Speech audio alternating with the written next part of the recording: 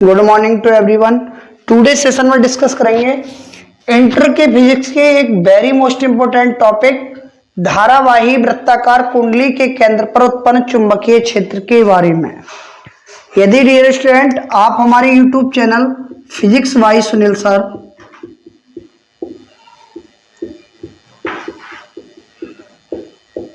Sir के new viewers हैं तो कृपया चैनल को सब्सक्राइब करें और बेल आइकन को दबाएं।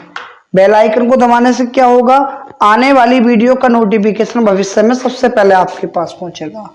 और ये वाला जो डेरिवेशन है हमारा मात्र 10 या 12 मिनट में हो जाएगा और बहुत ही सटीक आसान शब्दों में। आप इसे देखते रहिएगा और वीडियो को छोड़कर बिल्कुल भी मत जाइएगा।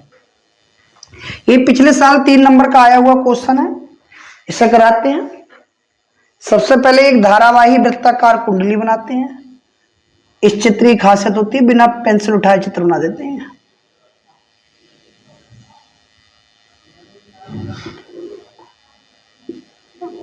धारावाही है, धारा कितनी बह रही है, आई, और ये इसका केंद्र है। केंद्र का मतलब ओरिजिन। यहां पर हमें क्या याद करना है, चुंबकीय क्षेत्र। और ये दूरी जो है हमने मान ली आर, कितनी मान ली, आर। और ये छोटे छोटे अवयवों से मिलकर बना दी हमने। एक अवयव क्यू, पी क्यू ले लिया,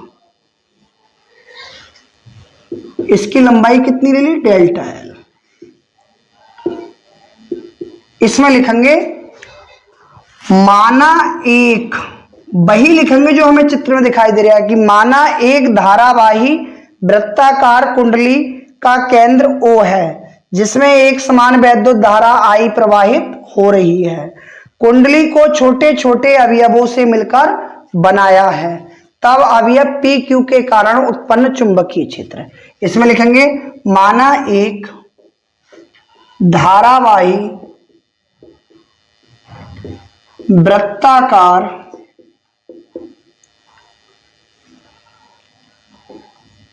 कुंडली का केंद्र O है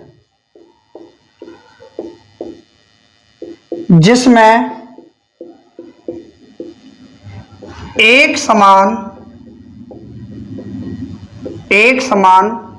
वैद्युत धारा I प्रवाहित हो रही है, I प्रवाहित हो रही है। कुंडली की त्रिज्या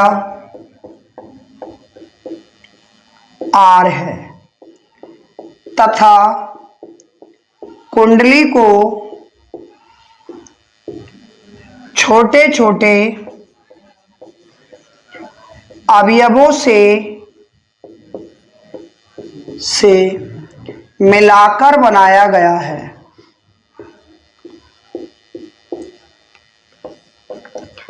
है।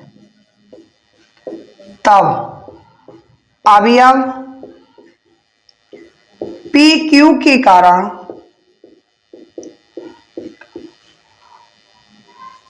उत्पन्न चुंबकीय क्षेत्र। पहले एक छोटे से अवयव की निकालेंगे, फिर उसके बाद में काय की निकाल देंगे, संपूर्ण कुंडली की निकाल देंगे। इसे लिख लो आप कि माना एक धारावाही वृत्ताकार कुंडली जिसका केंद्र O है। केंद्र का मतलब क्या, ओरिजिन, इसलिए O से प्रदर्शित करते हैं, जिसमें एक समान वैद्युत धारा I प्रवाहित हो रही है। कुंडली की त्रिज्या स्मॉल r तथा कुंडली को छोटे छोटे अवयवों से मिलकर बनाया है, तब अवयव PQ के कारण उत्पन्न चुंबकीय क्षेत्र। ठीक है डियर स्टूडेंट, आप इसे लिख चुके होंगे। आई होप इसे मिटा देता हूं, आप ये स्क्रीनशॉट ले लिया होगा। अब तुम्हारे अंदर भी पढ़ाई के प्रति एक जज्बा आ जाना चाहिए, क्योंकि बोर्ड एग्जाम के लिए काउंटडाउन शुरू होगा दिनों का। काय से निकालेंगे, छोटे से अवयव का, बायो-सैवर्ट के नियम से।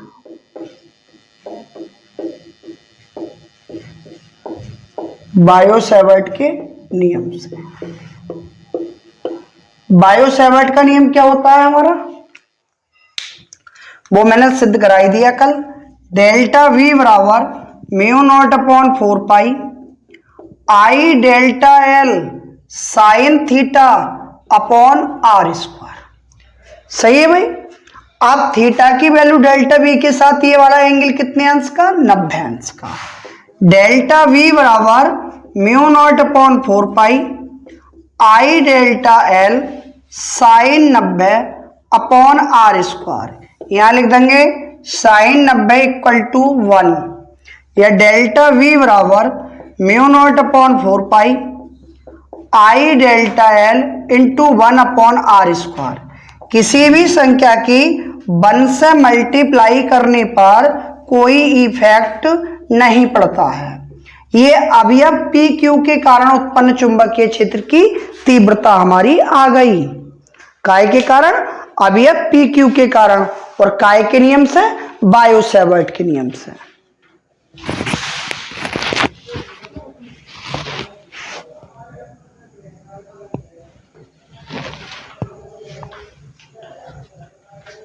थीटा का मान हाँ 90 लगा दिया, और 90 की वैल्यू साइन में कितनी होती है, 1। ठीक है। अब उसके बाद में एक अवयव की निकाल ली, तो इसी प्रकार हम संपूर्ण कुंडली की भी निकाल सकते हैं।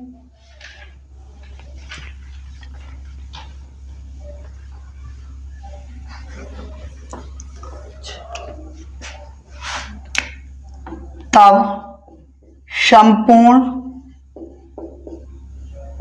कुंडली में उत्पन्न चुंबकीय क्षेत्र क्या हो जाएगा, B बराबर समेशन डेल्टा V। समेशन क्या होगा, इसी प्रकार यहां भी एक छोटा अवयव होगा, यहां भी होगा, यहां भी होगा, यहां भी होगा, यहां भी होगा, सब जगह होगा। तो फिर चुंबकीय क्षेत्र का क्या होगा, जलवा। गाना ना सुना है, यहां भी होगा, यहां भी होगा, यहां भी होगा, तो फिर सब जगह होगा तो क्या होगा, चुंबकीय क्षेत्र का जलवा ही तो होगा। तो जब सब जगह होगा तो जो छोटे छोटे भागों का चुंबकीय क्षेत्र आएगा उसका क्या कर देंगे, हम योग कर देंगे। योग का मतलब समेशन लगा देंगे। और डेल्टा बी का मान तुमने निकाल ही रखा है, क्या होता है डेल्टा बी का मान, अभी निकाला है भाई हमने, कितना, mu naught upon 4 pi I delta L upon R square. अब समेशन का प्रभाव किस चीज पर पड़ेगा, क्योंकि कांस्टेंट पर तो कोई प्रभाव पड़ेगा नहीं, क्योंकि एक छोटे से भाग के लिए ले लो या संपूर्ण कुंडली के लिए कांस्टेंट तो समान रहेगा। धारा का मान कहीं भी मेजरमेंट कर लो वो भी एक जैसे ही रहेगा। अब आय ना होगी, देख लो, सुन लो, धारा का मान भी क्या रहेगा, प्रत्येक स्थान पर एक जैसा रहेगा। त्रिज्या, कुंडली कैसी है, वृत्ताकार, तो त्रिज्या प्रत्येक स्थान पर कैसी होती है, बराबर, यानी त्रिज्या का भी कोई इफेक्ट इस पर नहीं पड़ेगा। फर्क किसका पड़ेगा, जो छोटी छोटी दूरी बन जाएगी वो हो जाएगी सर्किल और सर्कमफेरेंस, यानी वृत्त की परिधि। वृत्त की परिधि पर इफेक्ट पड़ेगा इसका, यानी बी बराबर mu naught upon 4 pi I upon R square summation delta L, और यहां लिख दोगे समेशन डेल्टा एल बराबर क्या, 2 पाई त्रिज्या। त्रिज्या कितनी है भाई, आर। अरे वृत्त की परिधि क्या होती है कि उसमें 2 पाई से त्रिज्या को गुणा कर देते हैं, वही तो वृत्त की परिधि आती है। और 2 पाई हमारी वृत्त की त्रिज्या क्या है, आर, तो क्या हो गया 2 पाई आर। तो इस वाले मान को यहां लगा दोगे, आप लगाओगे तो क्या जाएगा, v बराबर mu naught upon 4 pi I upon R square into 2 pi R. कुछ कैंसल आउट हो रहा है, हाँ हो रहा है, एक आर से एक आर, पाई से पाई, 2 से 2 बार। उसके बाद में भाई ऊपर से अब तो मिटाना पड़ेगा, चाहे इधर आ जाओ, कितना बचा हमारा, v बराबर बचा mu naught upon 2 I upon R. ये उस कुंडली की चुंबकीय क्षेत्र आ गया जो वृत्ताकार है और धारावाही है। अब इसमें एक कंडीशन और आ जाती है जब हम न्यूमेरिकल करते हैं, तब न्यूमेरिकल करते समय एक कंडीशन हमारी आ जाती है,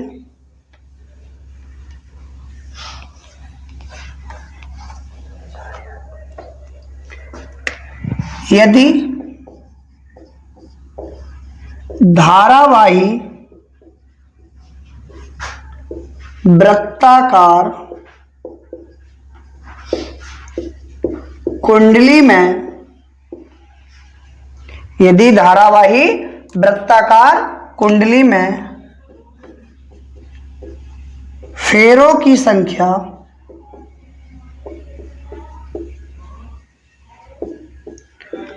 n है तब। अरे भाई अगर मान लो इस कुंडली के अंदर कितने फेरे हो जाएं हमारे n, तो इस पर क्या इफेक्ट पड़ेगा? इस पर तो कोई इफेक्ट नहीं पड़ेगा, लेकिन न्यूमेरिकलों में तो बहुत इफेक्ट पड़ेगा। देखो कैसे, मान लो हमने इसमें एक फेरे का चुंबकीय क्षेत्र निकाला तो ये आ गया, 2 का निकाला तो इससे 2 की गुणा हो जाएगी, 3 का निकालोगे तो 3 की, 4 का निकालोगे तो 4 की, 5 का निकालोगे तो 5 की। तो क्यों ना एक ऐसा सूत्र दे दें जिससे जितने भी फेरे होंगे उसे हम काय के बराबर इक्वल कर लगेंगे n के, काय के बराबर मान लगेंगे n के। तो हम इसमें क्या रखेंगे, यदि धारावाही वृत्ताकार कुंडली में फेरों की संख्या कितनी है n, तो यह जाएगा v बराबर μ0/2 ni/r। ये आ गया हमारा फाइनल सूत्र। अब देखो बच्चों को कहां दिक्कत होगी भाई, दिक्कत यहां होगी, आपने जो पढ़ा है वो μ0/4 का मान पढ़ा है कि μ0/4 का मान कितना होता है 10 की पावर -7। μ0 का मान थोड़ी ना पढ़ा है, तो देखो उसका भी मैं तरीका बता दे रहा हूं न्यूमेरिकल करने के लिए। इधर आ जाओ, इधर आसानी से दिखाई देगा। आपने पढ़ा है μ0/4 बराबर कितना 10 की पावर -7, बटे में 1 करोगे क्रॉस मल्टीप्लाई, या μ0 बराबर आ जाएगा 4 पाई गुणा 10 की पावर -7। अब तुम जो मान लगाओ ना न्यूमेरिकल आए तो μ0 का मान एक काम करियो 4 पाई के साथ गुणा करके लगाना, किसका 10 की पावर -7 का। और इसका न्यूमेरिकल जब करोगे तो आपको ये पता होना चाहिए कि μ0 क्या है, b क्या है, n क्या है और i क्या है। देखो μ0 तो है हमारे निर्वात की चुंबकशीलता, क्या है μ0 निर्वात की चुंबकशीलता, और जिसका मान कितना होता है 4 पाई गुणा 10 की पावर -7। n क्या है बेटा, कुंडली में फेरों की संख्या, i क्या है कुंडली में प्रवाहित धारा, और r क्या है हमारा कुंडली की त्रिज्या, और b क्या है चुंबकीय क्षेत्र काय में कुंडली में। चलो भाई मैं लिख दे रहा हूं यहाँ कौन सी चीज क्या है,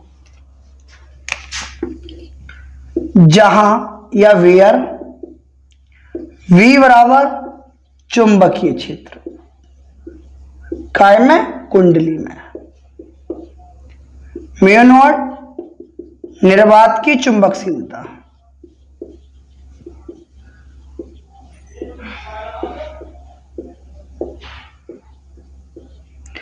n क्या है कुंडली में फेरों की संख्या,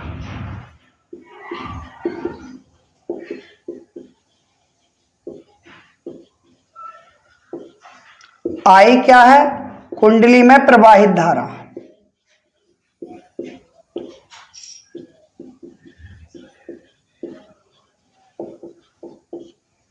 r क्या है कुंडली की त्रिज्या,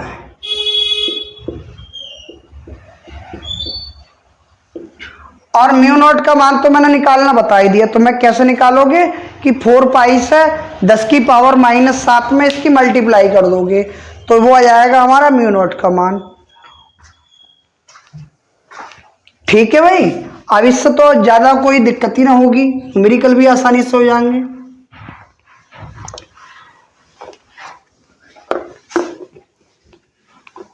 और यदि आप डियर स्टूडेंट्स आप हमारे YouTube चैनल के न्यू व्यूअर्स हैं तो फिर वही बात कि चैनल को सब्सक्राइब करें और बेल आइकन को दबाएं तथा मित्रों के साथ शेयर करें, और हमारी वीडियो पसंद आई हो तो लाइक करें। Thanks for watch video.